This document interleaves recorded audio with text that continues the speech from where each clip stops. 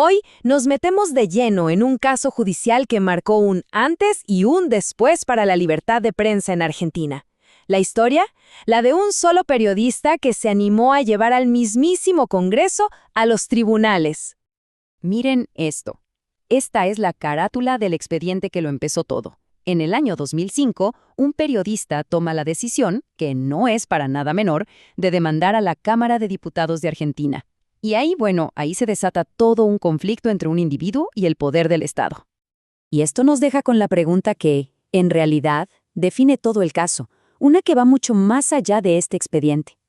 ¿Qué pasa cuando a los que tienen que informar se les cierran las puertas del poder? Así, de golpe. Para poder entender la respuesta, primero hay que conocer al protagonista de esta historia. Su nombre es Carlos Calderón, y no hablamos de un principiante, para nada. Era un periodista con 17 años de experiencia cubriendo el Congreso para la agencia de noticias IP. Su trabajo, su especialidad, era precisamente estar ahí, en los pasillos, en las comisiones, con acceso a los archivos para poder informar. Y esto no es algo que él decía y ya.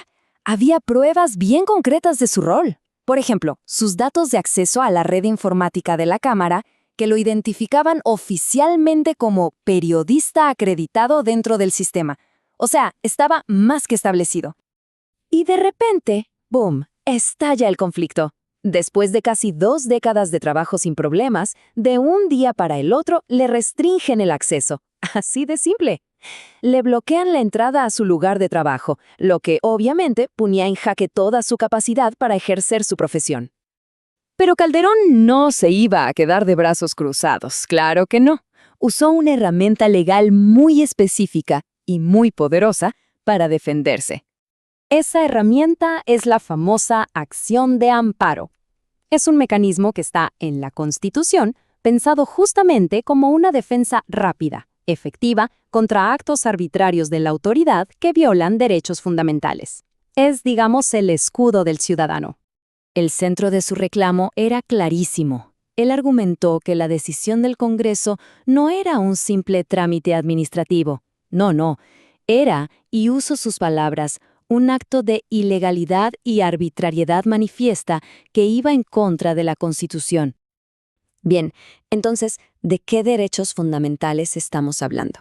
¿Qué era exactamente lo que estaba amenazado? Vamos a ver el detalle. Su trabajo era publicar boletines como oficialismo y oposición. Esto era lo que estaba en juego. La capacidad de un periodista de mirar de cerca y contar lo que hacían los legisladores. O sea, de hacer que el poder rinda cuentas. Y las consecuencias no se hicieron esperar, Fueron inmediatas y muy profesionales. Recibió una advertencia formal de su agencia, de IP Noticias, por la poca cantidad y calidad del material ingresado. ¿La razón? Obviamente, su falta de acceso al Congreso. Su trabajo estaba en peligro. Así que, el punto clave es El caso se apoyaba en 2 pilares constitucionales enormes. Por un lado, su derecho fundamental a trabajar, que estaba siendo saboteado directamente. Y por el otro, el derecho a la libertad de prensa, que es esencial para toda la sociedad. Ahora veamos cómo sus abogados usaron la propia Constitución como su principal arma de defensa. La defensa se construyó sobre la base de la Constitución Nacional Argentina. Se apoyaron en artículos clave, ¿no? Por un lado, el artículo 14, que es el que garantiza la libertad de trabajar. Después, el 14 bis, que asegura condiciones dignas de trabajo. Y también el artículo 16, que es fundamental, la igualdad ante la ley para todos. Pero la cosa no terminó ahí, El argumento fue un paso más allá, y se metió con el derecho internacional. Y esto es clave, porque en Argentina algunos tratados de derechos humanos tienen el mismo peso, la misma jerarquía que la propia Constitución. Y para eso, la defensa citó el artículo 13 de la Convención Americana sobre Derechos Humanos, que deja claro el principio universal que estaba en juego. Es una declaración potentísima, que no solo defiende el derecho a expresar ideas, sino también a buscarlas y a recibirlas. Muy bien, ya vimos los detalles de un caso del 2005. Pero, ¿por qué debería importarnos hoy? ¿Qué tiene de relevante para todos nosotros? Porque en el fondo, esta disputa legal no era solo sobre un periodista o sobre un edificio. Lo que se estaba defendiendo era uno de los pilares sobre los que se construye cualquier democracia que se considere como tal. Y ese pilar es este: la publicidad de los actos de gobierno. La idea, tan simple como poderosa, de que lo que hacen quienes están en el poder no puede ser secreto.